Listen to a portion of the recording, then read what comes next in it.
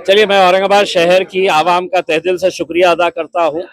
अल्लाह रब्बुल इज़्ज़त का शुक्रिया अदा करता हूँ कि हमारी सबकी दुआओं को कबूल किए।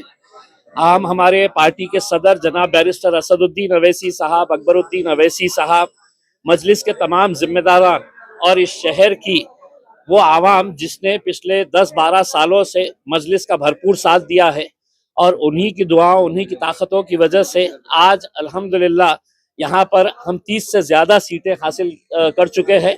और इंशाल्लाह हमारा आंकड़ा जो है वो हम 33 सीटें हम जीत रहे हैं।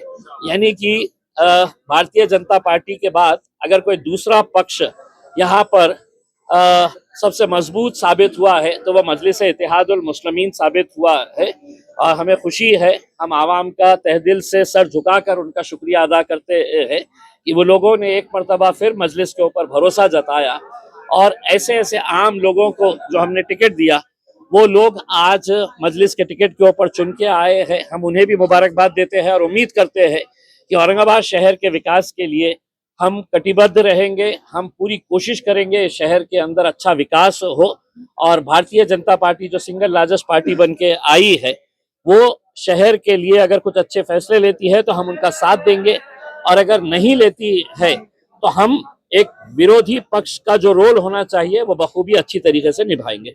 बंटवारे में नेताओं ने अपने बच्चों को दिया, सब किया। गुलमंडी जैसे इलाके में देखिए, एक बहुत बड़ा तमाचा ये कह लीजिएगा जूता मारी है उन तमाम सियासी पार्टियों को जिन्होंने अपने रिश्तेदारों को, अपने घर वालों को टिकट दिया।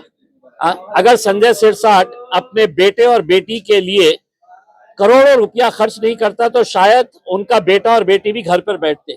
लेकिन तमाम राजनीतिक पार्टियों के नेताओं ने अपने बेटे को, अपने भाई को, अपने बाप को, अपने बीवी को, अपने बेटी को, हर एक को टिकट दिया। नतीजा क्या हुआ कि लोगों ने एक पैगाम दिया है कि हम सिर्फ गोटियां खेलने के लिए नहीं है, हम सिर्फ है तो चद्दर बिछाने के लिए, शतरंजियां बिछाने के लिए नहीं है, हम भी पार्टी के मजबूत लोग हैं, हमें भी टिकट मिलना चाहिए करके। उसमें एमआईएम एक वाहिद पार्टी थी जिसने ना किसी घर वाले को ना किसी रिश्तेदार को दिया।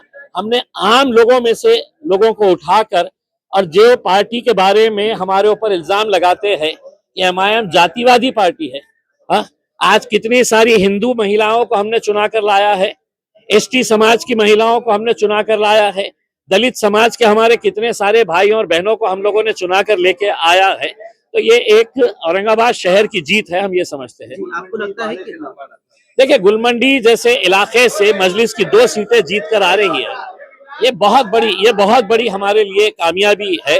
हम एक इलाके के तौर के ऊपर नहीं देख रहे हैं, हम ये शहर के अंदर अपना जाल कैसे फैलाए हैं, लोग क्यों हमारा साथ दे रहे हैं, क्योंकि लोगों को अब यकीन आया है कि हमको ये सेना पे भरोसा नहीं है, हमको ये पार्टी के ऊपर नहीं है। कांग्रेस एनसीपी तो बिल्कुल खत्म कर दिए है उसमें। तो मजलिस के साथ अपने काम की बुनियाद के ऊपर और लोगों के यकीन के ऊपर हम खड़े उतरते हैं, इस वजह से साथ दिए। इसी तरह मालेगांव में भी सिंगल लार्जेस्ट पार्टी साबित हुई है एमआईएम।